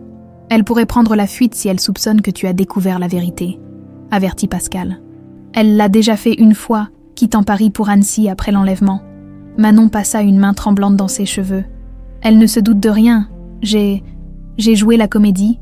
Elle pense que je suis simplement excitée par l'opportunité de jouer au conservatoire. » Alexandre s'approcha de la fenêtre, observant les lumières de Lyon qui scintillaient dans la nuit tombante. 23 ans de recherche, de désespoir, et maintenant sa fille était là, à quelques pas de lui, mais séparée par un gouffre d'années et d'expériences qu'il n'avait pas partagées. « Il y a autre chose que vous devriez savoir, » dit Pascal, rompant le silence. « Les documents que j'ai trouvés suggèrent que Brigitte Maréchal a agi seule dans l'enlèvement, mais elle a eu de l'aide après, pour les faux papiers. Un certain Gérard Lemoine, ancien employé administratif de l'hôpital qui a été licencié pour falsification de documents, il vit toujours à Paris. « Vous pensez qu'il pourrait témoigner contre elle ?» demanda Manon. « Possible, surtout si on lui offre l'immunité en échange de sa coopération. » Manon se leva et s'approcha d'Alexandre, observant avec lui les lumières de la ville. « Jouerons-nous toujours demain ?» demanda-t-elle doucement. Malgré tout cela, Alexandre se tourna vers elle, surpris par la question. « Tu veux toujours jouer, plus que jamais, » répondit Manon avec une intensité nouvelle. « Toute ma vie, j'ai joué cette mélodie sans en comprendre la signification. Maintenant, je sais, c'était votre façon de me chercher et ma façon inconsciente de vous répondre. » Alexandre sentit une émotion puissante l'étreindre. Sa fille avait hérité de sa passion pour la musique, de son besoin viscéral d'expression à travers les notes. « Alors nous jouerons, » dit-il avec un sourire tremblant, « et nous préparerons une version spéciale de Chanson pour mon étoile, un arrangement pour piano et violon, pour la première fois depuis sa découverte bouleversante. » Manon sourit, un sourire fragile mais authentique qui rappela à Alexandre celui de la petite Sophie. « Je devrais appeler ma mère, » dit-elle soudain, « ma vraie mère. Elle sait que vous m'avez retrouvée. » Le visage d'Alexandre s'assombrit. « Marie et moi sommes divorcés depuis peu après ta disparition. » La douleur était trop grande. Notre mariage n'y a pas résisté. Elle s'est remariée, vit maintenant en Australie. Je l'ai contactée dès que j'ai eu des soupçons, mais elle a refait sa vie. Elle a d'autres enfants. Elle a dit qu'elle prendrait l'avion si l'identification était confirmée. Manon accusa le coup de cette nouvelle déception. Non seulement on lui avait volé son passé, mais elle découvrait que sa véritable famille était elle-même brisée, fragmentée par le traumatisme de sa disparition. « Nous devrions faire ce test ADN rapidement, » intervint Pascal. « J'ai contacté un laboratoire qui peut nous donner des résultats préliminaires en 24 heures. » Manon hocha la tête. « Faisons-le, mais quoi qu'il en soit, je veux jouer demain soir. C'est important pour moi. »« Et pour moi aussi, » dit Alexandre en posant pour la première fois une main hésitante sur l'épaule de sa fille retrouvée. Ce contact, simple mais chargé d'émotion, était le premier pas sur un chemin de réconciliation qui s'annonçait long et complexe. Car s'ils avaient retrouvé un lien biologique, ils devaient maintenant reconstruire un lien émotionnel. Par-dessus 23 années de vide et de séparation, la matinée du concert s'annonça sous un ciel d'orage. Manon s'éveilla dans sa chambre d'hôtel, après une nuit agitée, peuplée de rêves où passé et présent se confondaient. Des visages, celui d'Alexandre plus jeune, celui de Brigitte penchée sur un berceau, celui d'une femme inconnue qui devait être sa véritable mère, tournoyait dans un kaléidoscope d'images fragmentées. Un message de Brigitte clignotait sur son téléphone. « J'ai hâte de t'entendre ce soir. Je t'aime, ma chérie. » Ces mots si familiers lui semblaient maintenant venimeux. Comment pouvait-on aimer quelqu'un et lui voler toute sa vie ? Manon repoussa le téléphone sans répondre. On frappa doucement à sa porte. C'était Alexandre, accompagné d'une femme en tailleur strict qui se présenta comme maître de l'Orme, avocate spécialisée dans les affaires familiales. « Nous avons reçu les résultats préliminaires du test ADN, » annonça Alexandre, son visage trahissant une émotion contenue. « La correspondance est positive à 99,9%. Tu es bien Sophie, ma fille. » Bien qu'elle s'y attendait, la confirmation scientifique ébranla Manon. Elle s'assit sur le bord du lit, le souffle court. « Nous avons contacté le procureur, » continua maître de l'Orme. « Avec les preuves matérielles que vous avez trouvées, et ce test ADN, nous avons largement de quoi arrêter Madame Maréchal. Des policiers en civil seront présents au concert ce soir. Après le concert. insista Manon. Je ne veux pas qu'elle soit arrêtée avant. Je veux jouer. Et je veux lui parler une dernière fois. Alexandre et l'avocate échangèrent un regard inquiet. C'est risqué, dit Alexandre. Si elle soupçonne quoi que ce soit. Je la connais, répliqua Manon. Je sais comment la rassurer. Elle ne se doutera de rien jusqu'à ce que je monte sur scène. Après le départ de l'avocate, Alexandre et Manon se rendirent au conservatoire pour une répétition. Dans la voiture, un silence pesant s'installa, chargé de tout ce qu'ils n'osaient pas encore se dire. « Comment dois-je t'appeler » demanda finalement Alexandre. « Sophie ou Manon ?» La question surprit la jeune femme. Elle n'y avait pas réfléchi. « Manon pour l'instant » répondit-elle doucement. « Sophie est une étrangère pour moi, un fantôme, une enfant que je ne me souviens pas d'avoir été. » Alexandre acquiesça, masquant sa déception. Bien sûr, c'est compréhensible. Mais peut-être qu'un jour, ajouta-t-elle en voyant son expression, quand j'aurai retrouvé plus de souvenirs, quand j'aurai fait la paix avec tout ça, la répétition au conservatoire se déroula dans une atmosphère électrique. Les musiciens de l'orchestre, qui n'étaient pas au courant du drame qui se jouait, furent impressionnés par l'intensité émotionnelle qui se dégageait du duo entre Alexandre et Manon. Ils avaient travaillé toute la nuit sur un arrangement spécial de « Chanson pour mon étoile », transformant la simple berceuse en une pièce complexe pour orchestre. Piano et violon solo, la mélodie originale restait reconnaissable, mais enrichie de variations qui racontaient une histoire, celle d'une séparation déchirante et d'un retour inespéré. « C'est magnifique », commenta le directeur du conservatoire après la répétition, mais aussi terriblement mélancolique. « Presque douloureux. La vraie musique vient toujours de là, » répondit Alexandre en posant une main sur son cœur. « De nos joies et de nos blessures les plus profondes. » Manon observa son père. Ce mot résonnait encore étrangement dans son esprit. Avec un mélange d'admiration et de curiosité, cet homme était un étranger, et pourtant, quand ils jouaient ensemble, elle ressentait une connexion inexplicable, comme si leurs âmes se reconnaissaient par-delà le temps et l'oubli. Pendant ce temps, dans l'appartement qu'elle partageait avec Manon, Brigitte Maréchal était en pleine agitation. Quelque chose n'allait pas. Son instinct maternel, ou plutôt son instinct de prédatrice, celui qui l'avait poussée à enlever Sophie toutes ces années auparavant, lui disait que Manon lui échappait. Elle avait appelé le conservatoire sous prétexte de déposer une partition pour sa fille. On lui avait répondu que mademoiselle Dubois répétait actuellement avec le maestro Morel et ne pouvait être dérangée. « Il est très impliqué dans cette collaboration », avait ajouté la secrétaire avec enthousiasme. « Il paraît que c'est une pièce qu'il a composée spécialement pour sa fille il y a des années. » Ces mots avaient glacé le sang de Brigitte. Il savait d'une façon ou d'une autre, Alexandre Morel avait découvert que Manon était Sophie. Et si lui le savait, Manon le savait probablement aussi maintenant. Prise de panique, Brigitte s'était précipitée dans le grenier pour vérifier le coffre. Le cadenas forcé confirma ses pires craintes. Manon avait trouvé les preuves, les documents, les cassettes, tout. Une rage froide remplaça sa panique initiale. Après toutes ces années, tout le soin qu'elle avait pris pour élever cet enfant, pour lui donner une bonne éducation, pour nourrir son talent musical, voilà comment elle était remerciée. Par la trahison, l'ingratitude, Brigitte ouvrit le tiroir de sa table de nuit et en sortit un petit pistolet, une arme qu'elle avait achetée des années plus tôt, après un cambriolage dans leur quartier d'Annecy. Elle n'avait jamais pensé s'en servir réellement. Mais aujourd'hui, elle vérifia le chargeur. 6 balles, plus qu'il n'en fallait. Puis elle se dirigea vers la cuisine, où elle gardait divers produits chimiques datant de ses années d'infirmière. Une idée germait dans son esprit dérangé. Si elle ne pouvait pas garder Manon, personne ne l'aurait, surtout pas Alexandre Morel, qu'il avait déjà abandonné une fois, en privilégiant sa carrière plutôt que sa fille, avec des gestes précis, méthodiques, fruits de sa formation médicale. Elle commença à mélanger certains produits dans un contenant hermétique, un dispositif rudimentaire mais efficace, une bombe artisanale qui créerait suffisamment de chaos pour lui permettre d'agir sans être immédiatement arrêtée. En travaillant, elle se parlait à elle-même, justifiant ses actes dans un monologue de plus en plus délirant. Il ne la mérite pas, il l'a négligée. Moi, j'ai tout sacrifié pour elle, tout, mon travail, ma réputation, ma vie entière. Et maintenant, elle me trahit pour un homme qui l'a laissé sans surveillance dans un parc bondé.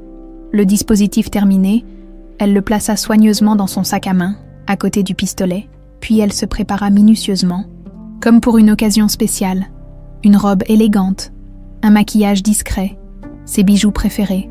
Ce soir serait son dernier acte d'amour pour Manon, la sauver d'une vie avec un père qui ne la méritait pas. De retour à l'hôtel après la répétition, Manon trouva Pascal Renaud qui l'attendait avec les résultats de l'analyse des médicaments. « Comme nous le soupçonnions », dit-il gravement. « Ces pilules contiennent un puissant anxiolytique, mais aussi une dose de benzodiazépine, qui, prise régulièrement sur une longue période, peut affecter la mémoire à long terme et la capacité à former de nouveaux souvenirs. « Elle m'a droguée », murmura Manon. Horrifiée, pendant toutes ces années, probablement depuis que tu as commencé à avoir des flashbacks ou des cauchemars liés à ton passé, confirma Pascal, c'est courant chez les enfants enlevés, vers l'adolescence, des souvenirs refont surface. Alexandre, qui était resté silencieux, se leva brusquement. « Je veux qu'elle pourrisse en prison, dit-il, la voix tremblante de colère. Ce qu'elle t'a fait, ce qu'elle nous a fait à tous. Papa, dit spontanément Manon, le mot lui échappant naturellement pour la première fois. Ce simple mot stoppa net Alexandre. Ses yeux se remplirent de larmes. Pardon, s'excusa Manon, confuse par sa propre réaction. Non, dit-il doucement, ne t'excuse jamais pour ça. C'est juste que ça fait si longtemps que je n'ai pas entendu ce mot. Un silence ému s'installa, brisé par Pascal qui les rappela à la réalité de la situation. Nous devons être extrêmement vigilants ce soir, dit-il. Brigitte Maréchal est psychologiquement instable et potentiellement dangereuse.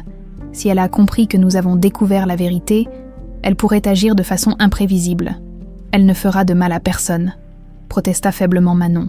Elle n'est pas violente. Elle a enlevé un enfant et a maintenu cette situation pendant 23 ans, rappela doucement Pascal. Elle a falsifié des documents, t'a administré des médicaments à ton insu, c'est une forme de violence, même si elle ne t'a jamais frappé. Manon baissa la tête, tiraillée entre la logique implacable de Pascal et le souvenir des moments de tendresse authentique que Brigitte lui avait témoignés au fil des années. Les policiers seront postés à toutes les entrées du conservatoire, continua Pascal. Dès que le concert sera terminé, ils procéderont à l'arrestation. En attendant, vous serez tous les deux sous surveillance constante. Et pendant le concert, demanda Alexandre, des agents en civil seront placés dans la salle. Je serai moi-même au premier rang, les yeux rivés sur Madame Maréchal. Manon hocha la tête, l'estomac noué à l'idée de la confrontation à venir. Ce soir, elle jouerait la mélodie qui l'avait hantée toute sa vie, devant deux personnes qui prétendaient être ses parents. L'un qui l'avait cherché sans relâche pendant 23 ans, l'autre qui l'avait élevé dans le mensonge pendant la même période. « Tu es prête ?» demanda doucement Alexandre, en posant une main sur son épaule. Aussi prête qu'on peut l'être pour jouer devant une salle comble, tout en sachant que sa mère adoptive sera arrêtée pour enlèvement juste après, répondit Manon avec un rire nerveux.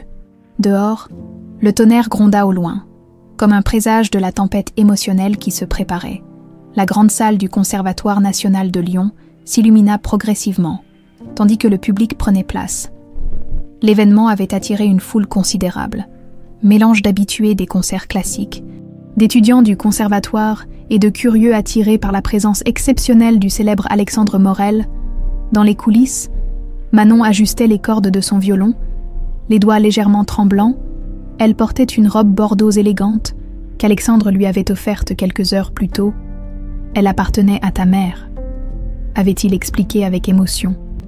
Ce geste simple avait créé un lien tangible avec un passé dont elle n'avait presque aucun souvenir. « Trac !»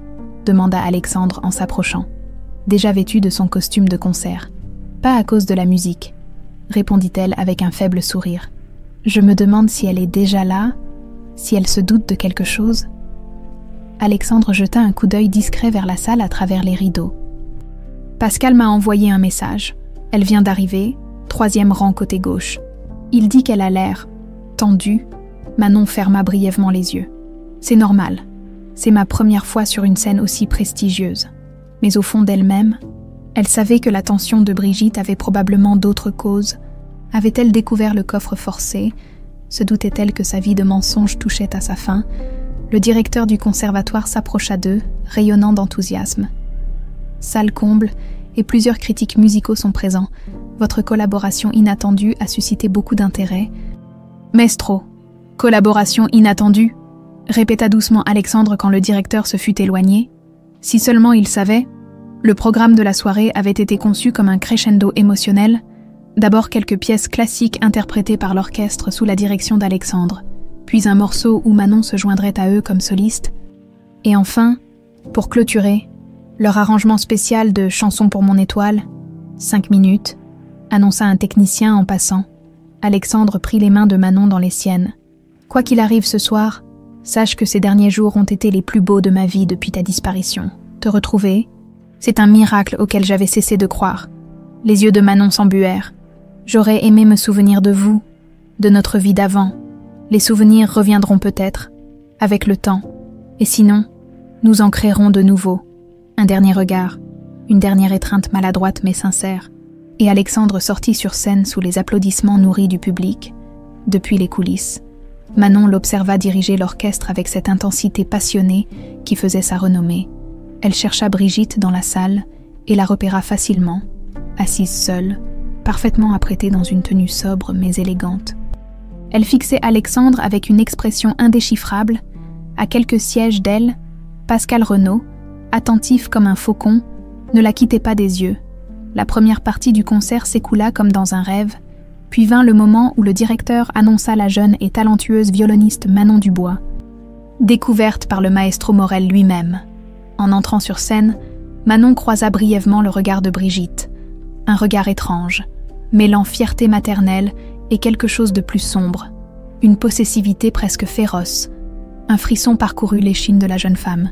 Elle prit position près du piano où Alexandre s'était installé. Leurs regards se croisèrent, et dans cette connexion silencieuse, ils trouvèrent la force d'avancer. Les premières notes de leur duo s'élevèrent, une pièce de Mendelssohn qu'ils avaient répétée ensemble, et comme la veille, leur synchronisation fut parfaite, presque surnaturelle. Le public était suspendu à leurs gestes, captivé par l'alchimie évidente entre ces deux musiciens que tout semblait séparer. L'âge, la formation, le parcours, et qui pourtant se répondaient avec une compréhension instinctive. Après les applaudissements, le directeur revint sur scène pour annoncer la dernière pièce. Pour conclure ce concert exceptionnel, le maestro Morel et Mademoiselle Dubois vont nous interpréter une composition originale, une mélodie très personnelle qu'Alexandre Morel a écrite il y a plus de 20 ans et qu'il n'a jamais partagée en public jusqu'à aujourd'hui, Chanson pour mon étoile. Un murmure parcourut la salle. Certains connaissaient l'histoire de cette mélodie. Associée à la fille disparue du maestro, Manon aperçut Brigitte qui se redressait brusquement sur son siège, son visage pâlissant visiblement même dans la semi-obscurité de la salle. Leurs regards se croisèrent à nouveau, et cette fois, Manon y eut une compréhension horrifiée. Elle sait, pensa-t-elle. Elle a compris. Alexandre entama les premières notes au piano, douces et mélancoliques, puis le violon de Manon se joignit à lui, et ensemble, ils commencèrent à tisser leur histoire en musique, l'histoire d'un père et d'une fille séparés puis réunis, l'histoire d'une mélodie qui avait survécu au temps et à l'oubli. L'orchestre entra progressivement, enrichissant la texture sonore, transformant la simple berceuse en une fresque symphonique puissante et émouvante. La mélodie originale restait reconnaissable, mais amplifiée, comme si elle représentait maintenant non plus l'espoir fragile d'un père en deuil, mais la certitude lumineuse de retrouvailles miraculeuses. Manon jouait avec une intensité qu'elle n'avait jamais atteinte auparavant. Chaque note chargeait des émotions contradictoires qui la submergeaient. La douleur de la trahison, la joie des retrouvailles, la confusion de son identité fragmentée, l'espoir d'un nouveau départ. Du coin de l'œil, elle vit Brigitte se lever lentement, son sac serré contre elle. Pascal fit un geste discret vers deux hommes assis plus loin, des policiers en civil. Comprit Manon, ils se mirent en mouvement, se rapprochant subtilement de Brigitte, qui commençait à se diriger vers une sortie latérale. Mais au lieu de quitter la salle, Brigitte changea soudain de direction et s'avança vers la scène d'un pas déterminé. Un homme tenta de l'intercepter, un autre policier probablement, mais elle le repoussa avec une force surprenante. Pour une femme de son âge, la musique continuait, mais Alexandre avait lui aussi remarqué le mouvement dans la salle. Son regard inquiet croisa celui de Manon, qui ne pouvait qu'acquiescer imperceptiblement tout en continuant à jouer. Brigitte atteignit les marches menant à la scène. Dans le public, l'agitation commençait à se propager, des murmures confus s'élevant ici et là. Pascal et plusieurs agents convergeaient maintenant vers elle, mais elle les devança, montant rapidement sur scène. « Arrêtez cette mascarade !» cria-t-elle. Sa voix résonnant dans la salle soudain silencieuse, l'orchestre s'étant tu dans la confusion, seul Alexandre au piano et Manon au violon continuaient à jouer, comme si la musique était leur seule protection contre la tempête qui se déchaînait. « Elle est à moi !» poursuivit Brigitte, sortant de son sac un objet que Manon reconnut avec horreur comme un pistolet. « Je l'ai sauvé de vous, un père négligent qui préférait sa carrière à sa propre fille. » Des cris éclatèrent dans le public. Certains spectateurs se levèrent précipitamment, d'autres se figèrent sur place. « Brigitte, » dit calmement Manon, baissant enfin son violon. « S'il te plaît, pose cette arme. »« Tu ne comprends pas ?» répliqua Brigitte, le visage déformé par la détresse. « Il t'a abandonné une fois. Il recommencera. Moi. J'ai tout sacrifié pour toi, en me volant ma vie. » La voix de Manon était douce mais ferme, en me droguant pour que j'oublie qui j'étais vraiment. Je t'ai protégée. Brigitte brandissait maintenant l'arme vers Alexandre qui s'était levé du piano. De lui, de sa négligence, il t'a laissé seule dans ce parc. Seule.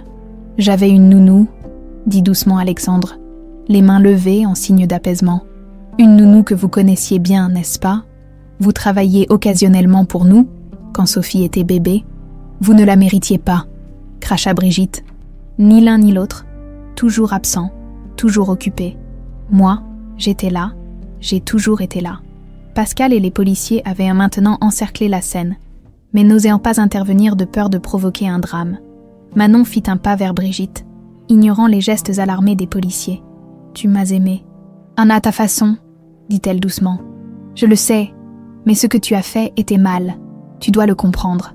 Si je ne peux pas t'avoir, » murmura Brigitte, son regard s'assombrissant. « Personne ne t'aura. » Sa main plongea à nouveau dans son sac, en sortant cette fois un petit dispositif avec des fils et un minuteur rudimentaire. Un hoquet d'horreur traversa la salle. « Brigitte, non !» s'écria Manon, comprenant soudain l'ampleur de la folie de celle qui l'avait élevée. Le temps sembla se suspendre, comme si la scène entière était figée dans un tableau macabre. Brigitte, debout, arme dans une main, bombe dans l'autre. Alexandre, horrifié, à quelques pas. Manon, entre eux deux, son violon toujours serré contre elle comme un bouclier dérisoire, et tout autour, un public médusé et des policiers impuissants. C'est alors que quelque chose d'étrange se produisit. Au milieu de ce chaos, la mélodie de « Chanson pour mon étoile » résonna à nouveau, non pas jouée par des instruments, mais chantonnée par une voix claire et enfantine, la voix de Manon elle-même, mais telle qu'elle était 23 ans plus tôt. Tous les regards se tournèrent vers la source du son. Pascal avait sorti son téléphone et y diffusait l'enregistrement trouvé dans le coffre de Brigitte. La petite Sophie chantant la mélodie que son père lui avait apprise. L'effet sur Brigitte fut immédiat et saisissant. Son visage se décomposa. Les larmes jaillirent de ses yeux. Et pendant un instant, son emprise sur ses armes sembla faiblir. Cet instant de faiblesse suffit à Manon pour agir. Dans ce moment suspendu, Manon saisit sa chance. D'un geste vif, elle posa son violon précieux sur le piano et s'avança vers Brigitte. Les mains tendues. « Écoute, maman », dit-elle doucement, utilisant délibérément ce terme qui avait défini leur relation pendant 23 ans. « Écoute cette voix. C'était moi, Sophie, mais c'est aussi Manon. Les deux sont en moi, indissociables maintenant. » Le visage de Brigitte se contorsionna en un masque de douleur et de confusion. La voix enfantine continuait de résonner dans la salle silencieuse, pure et innocente, ignorant le drame qui se jouait 2 décennies plus tard. « Tu te souviens quand tu m'as offert mon premier violon ?» poursuivit Manon, avançant encore d'un pas. « J'avais 7 ans. Tu m'as dit que la musique était dans mon sang. »« Tu avais raison. Elle vient de lui. » Elle désigna Alexandre d'un léger mouvement de tête. « Mais c'est toi qui l'as nourri, qui m'as encouragé, qui a vu mon potentiel. » Les mains de Brigitte tremblaient maintenant visiblement, l'arme et le dispositif explosif oscillant dangereusement. « Il ne t'aimait pas comme je t'ai aimé, » murmura Brigitte, sa voix à peine audible. « J'étais là chaque jour, chaque nuit, quand tu avais de la fièvre, quand tu pleurais, quand tu as joué pour la première fois en public. Je sais, » acquiesça doucement Manon, encore un pas plus près. « Tu as été présente, tu m'as aimée, à ta façon. » Pascal avait subtilement fait signe aux policiers de se tenir prêts. Mais de ne pas intervenir tant que Manon semblait avoir la situation sous contrôle, Alexandre, figé près du piano, observait la scène avec un mélange de terreur et d'admiration pour le courage de sa fille. « Mais tu m'as aussi volé quelque chose de précieux », continua Manon, sa voix tremblant légèrement. « Mon identité, ma famille, mes souvenirs, la vérité. » Un éclair de lucidité traversa le regard troublé de Brigitte. « J'ai fait ce que je croyais juste, » murmura-t-elle. « Tu étais seule ce jour-là, dans ce parc, abandonnée. Je t'ai sauvée. Tu te l'es répété tellement de fois que tu as fini par y croire, » répondit doucement Manon. « Mais au fond, tu sais que ce n'est pas vrai. Tu as planifié cet enlèvement. Tu as attendu l'occasion. Tu as créé de faux papiers.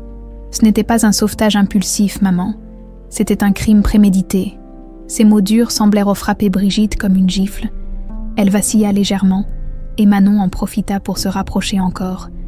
Presque à portée de main maintenant. « Mais malgré tout, je sais qu'il y avait de l'amour, » ajouta-t-elle précipitamment. « Un amour déformé, malade peut-être, mais de l'amour quand même. C'est pourquoi je ne veux pas que ça se termine comme ça. Pas dans la violence, pas en détruisant encore plus de vie derrière elle. » La voix enfantine de Sophie s'était tue. Un silence lourd enveloppait la salle, chaque spectateur retenant son souffle. « Donne-moi ça », dit Manon en tendant la main vers le dispositif explosif. « S'il te plaît, pour moi. » Les yeux de Brigitte se remplirent de larmes. « Tu me détestes maintenant ?»« Non », répondit sincèrement Manon. « Je suis en colère, blessée, confuse. Mais je ne te déteste pas. Comment pourrais-je ? Tu es une partie de moi, tout comme lui. » Elle désigna à nouveau Alexandre. Un sanglot s'échappa de la gorge de Brigitte. Lentement, très lentement, elle baissa la main qui tenait le dispositif explosif et le tendit à Manon. La jeune femme le prit délicatement et le passa derrière elle à un policier qui s'était approché silencieusement. « Et maintenant, l'arme, » dit-elle doucement.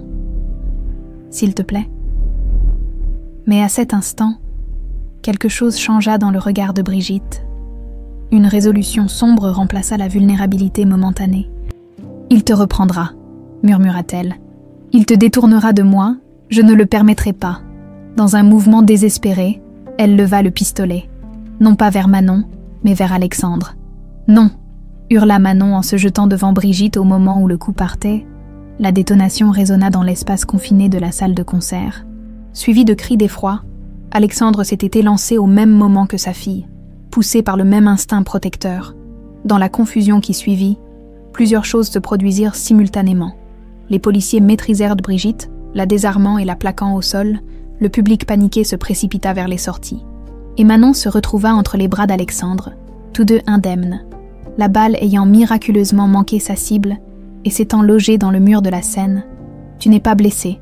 demanda Alexandre, parcourant frénétiquement le visage et le corps de sa fille, à la recherche de la moindre trace de sang. « Non », murmura Manon, encore sous le choc. « Et toi ?»« Ça va », la rassura-t-il, avant de l'attirer contre lui dans une étreinte protectrice, par-dessus l'épaule d'Alexandre. Manon vit Brigitte être menottée et emmenée, son visage ravagé par les larmes, mais étrangement calme maintenant, comme si elle avait enfin accepté la fin de son illusion. 6 mois plus tard, Paris s'éveillait sous un soleil printanier, dans le grand appartement d'Alexandre, désormais aussi celui de Manon. Le piano à queue résonnait doucement. Ces 6 mois avaient été intenses. Le procès de Brigitte, condamnée à 15 ans de réclusion dans un établissement psychiatrique pénitentiaire, les démarches administratives pour rétablir l'identité légale de Sophie Morel, les séances de thérapie pour aider Manon à intégrer son passé retrouvé et à gérer le traumatisme de la révélation. Mais il y avait eu aussi des moments de joie pure, les retrouvailles avec Marie, sa mère biologique, venue spécialement d'Australie, la découverte de la vie qu'elle aurait dû avoir, et surtout la reconstruction patiente d'une relation avec Alexandre, ce père qu'elle apprenait à connaître et à aimer, Manon. Elle gardait ce nom artistiquement, tout en acceptant légalement de redevenir Sophie, avait rejoint l'Orchestre symphonique national comme premier violon solo. Ses interprétations, chargées d'une émotion rare, faisaient déjà d'elle l'une des musiciennes les plus remarquées de sa génération. « Prête pour ce soir ?» demanda Alexandre en entrant dans le salon où elle répétait, ce soir, Ils donneraient ensemble leur premier grand concert public à Paris depuis le drame de Lyon, un concert spécial, où ils joueraient à nouveau « Chanson pour mon étoile », mais cette fois dans une version définitive qu'ils avaient là composée ensemble, fusionnant leurs deux styles, leurs deux sensibilités, leurs deux histoires, presque, répondit-elle avec un sourire. Je finalise juste cette variation dans le 3e mouvement. Alexandre s'assit à côté d'elle sur le banc du piano, observant avec fierté cette jeune femme extraordinaire qui était sa fille. « J'ai reçu une lettre de Brigitte aujourd'hui », dit Manon après un moment de silence. Alexandre se raidit imperceptiblement, et elle semble aller mieux.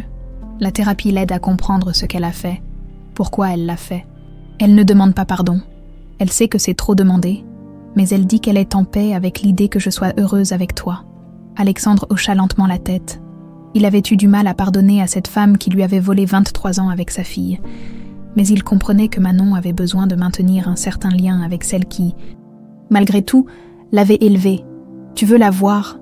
demanda-t-il doucement. « Pas encore », répondit Manon. « Peut-être un jour, pour l'instant, j'ai besoin de me concentrer sur ce que je retrouve, pas sur ce que j'ai perdu. » Ils se mirent à jouer ensemble, leurs doigts se croisant parfois sur le clavier. Dans cette harmonie naturelle qui avait survécu à toutes ces années de séparation, la mélodie avait évolué depuis sa création. Elle n'était plus simplement une berceuse mélancolique, ni uniquement un appel désespéré à travers le temps. Elle était devenue une histoire complète, l'histoire d'une séparation déchirante, d'une quête inlassable, de retrouvailles miraculeuses, et maintenant, d'une guérison progressive. On devrait l'intituler autrement maintenant, suggéra Alexandre. Chanson pour mon étoile appartenait à notre passé, à notre douleur. Manon réfléchit un instant puis sourit. La mélodie retrouvée, proposa-t-elle. Car c'est ce que nous sommes, toi et moi, deux parties d'une même mélodie, séparées puis enfin réunies. Alexandre acquiesça, ému par la justesse de cette image. Ce soir-là, sur la scène de la Philharmonie de Paris, père et fille interprétèrent ensemble leur nouvelle composition devant une salle comble. Lorsque les dernières notes s'évanouirent dans l'air, le public resta d'abord silencieux, comme frappé par la puissance émotionnelle de ce qu'il venait d'entendre, avant d'éclater en applaudissements. Pour la première fois depuis 23 ans, Alexandre sentit que la blessure béante au centre de son être commençait véritablement à guérir. Et Manon, debout à ses côtés, son violon serré contre elle, comprit que malgré tout ce qu'elle avait perdu, son enfance volée, la vérité si longtemps cachée, elle avait aussi gagné quelque chose d'inestimable, la chance de réunir les fragments épars de son identité dans une nouvelle harmonie. La mélodie, enfin, avait retrouvé sa voix.